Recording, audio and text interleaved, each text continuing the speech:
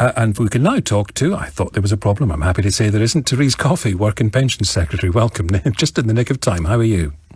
Very well, thank you, Eddie. Thanks for joining us. Let's get into the details of this scheme to help people on benefits get a mortgage. Are lenders on board with it?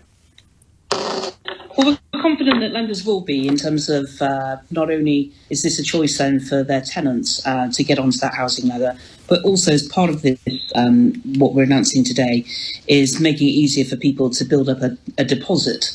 And that's going to be an important part of giving certainty to lenders that people are responsible with their finances. So lenders not on board at the moment. Are housing associations on board? Well, in terms of discussions are ongoing, of course, there's already existing rights to acquire and certain rights to buy already. So this is just making sure that we're delivering on what successive governments have said that we would do. This under the leadership of Boris Johnson, we're getting on and doing it. Making sure you're delivering, but as we've established, housing associations aren't on board yet, and lenders aren't on board yet. Did Jesse Norman have a point in his letter the other day when he said to Boris Johnson, sensible planning has been replaced by empty rhetoric? Well, I think one of the things that may be missing here in terms of understanding is one of the things that's missing is lenders being on board and housing associations being on board. Did Jesse Norman have a point the other day when he said you're simply seeking to campaign to keep changing the subject? No, what we're doing is we're going to keep the dream that's currently a pipe dream for many people, that they'll never be able to own their own home. Well, it's still a dream if you don't have people on board. And, Eddie, we have the situation right now where housing benefit is often end up circulating and providing mortgages for professional buy-to-let lenders, and for them to generate assets and worthwhile from the same housing benefits. What we're doing is we're going to be helping people at the first stage of trying to buy a home to make sure that the money that they can currently access to pay for rent is to turn that into generation rent into generation buy and get more benefits into providing bricks. And whether that's on the supply and building of houses or in this particular element we're discussing today about how we can help people buy a house. You see, you've outlined what you believe is the problem. The difficulty is you haven't nailed down any of the solutions. Well, we have nailed the solutions. We're going to be turning the opportunity for people to choose to use the housing allowance that they received today to pay for rent, to have that opportunity to turn it into paying for a mortgage instead. That isn't currently possible. So we're removing that barrier. And we're not going to, people don't have to do this. They can continue to rent if they wish. But it's opening up that opportunity. And at the same time, we're conscious that people need to save for a deposit.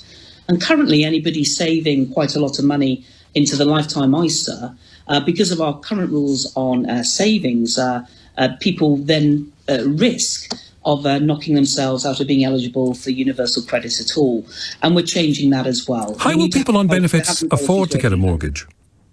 Well, it will be depending on what incomes they have. You will be aware, I'm sure, Eddie, that universal credit is not just an out-of-work benefit, it's an in-work benefit as well. Yes, so many people have to claim it because wages aren't high enough. And indeed, there will be different situations around the country. The point is, Eddie, we are removing the barriers and giving people the opportunity to start that journey on owning their own home. If I may, can I suggest you're making high-profile announcements in a week when Boris Johnson really wants to change the subject, but the detail has not been nailed down. Lenders not on board, housing associations not on board. And Peter Apps, who's more expert than I am, deputy editor of Inside Housing, says, I don't understand how you get the mortgage thing to work without increasing benefits. Let's say, he says, that after the discount, a tenant in a relatively high market area needs a £150,000 mortgage and, presumably if on benefits, doesn't have a large deposit to hand. Even spread over 30 years, that's more than £700 a month. Average social rents are closer to £400. So are we massively boosting their benefits? The answer is that the benefits will still be in the hands of the tenants today, and it's about whether they want to continue and explore the opportunity of buying a home. How can you explore an opportunity if you're £300 a month short? Because it will depend, in different parts of the country, housing is at different values. It will vary around the country and the choices that people can make. But what we are doing, Eddie, which you seem to be rather sniffy about, is actually putting the power in the hands of people looking to potentially get their first chance to buy a home, but instead of just passing on benefit to a buy-to-let landlord who's taken out a mortgage relying we're giving it into their hands to have the chance potentially to buy their own home. Forgive me, I'm not being. The only thing I'm being sniffy about is the. The only thing I'm being sniffy about is the. It sounds like to me you are. The only thing I'm being sniffy about is the lack of explanation as to affordability and the lack of explanation as to important details as to whether landlords and housing associations are on board. Now, this is being put forward. You've repeated this. Boris Johnson said it in his speech today about qualms about so much taxpayers' money going into the hands of buy-to-let landlords. And I hear that argument. But let me ask you, for people on benefits, how many people on benefits, how many people who are struggling to make ends meet have come to you to say, what I really need is a mortgage?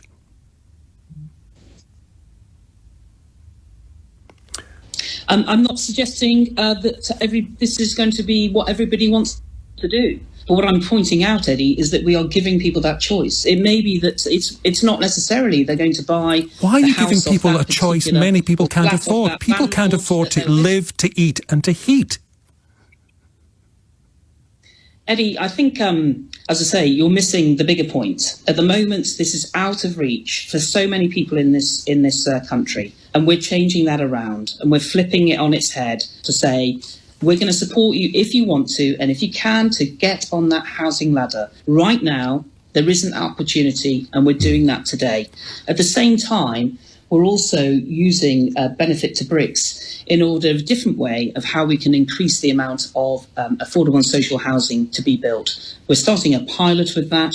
That is still the final aspects that will be detailed, but we're already in conversation with councils around the country who are very keen to take opportunity for new homes to be built in their area based on benefit securitisation. Has anyone on benefits come to you and said, I really want a mortgage? Not me personally today, no. However, I will tell you, Eddie, there are plenty of people in my constituency who want to buy their housing association, who are paying more in rent in mortgages. So when I've been on the doorsteps, yes, they do. I don't know if they're on benefits today or not, but I know that they are paying rent to a housing association and they want to have the opportunity to own their own home. So there's a variety of things that we've announced today, Eddie, where we're opening up and trying to remove barriers that are within our control, but also help, as I say, to turn benefits into bricks, whether that's for supply or for people to buy. We hear the slogan, but the detail's still missing, isn't it? Well, I think I've given you sufficient detail today, Eddie. But housing associations not on board, lenders not on board. At all. Do you think you should perhaps have got housing associations on board and lenders on board before coming up with the slogan? I think that what we are doing through benefits of bricks to supply, and we're benefits giving to the opportunity for people to buy, that's exactly what we're doing and have announced today. Thank you. That's Therese Coffey, beg your pardon, Work and Pension Secretary.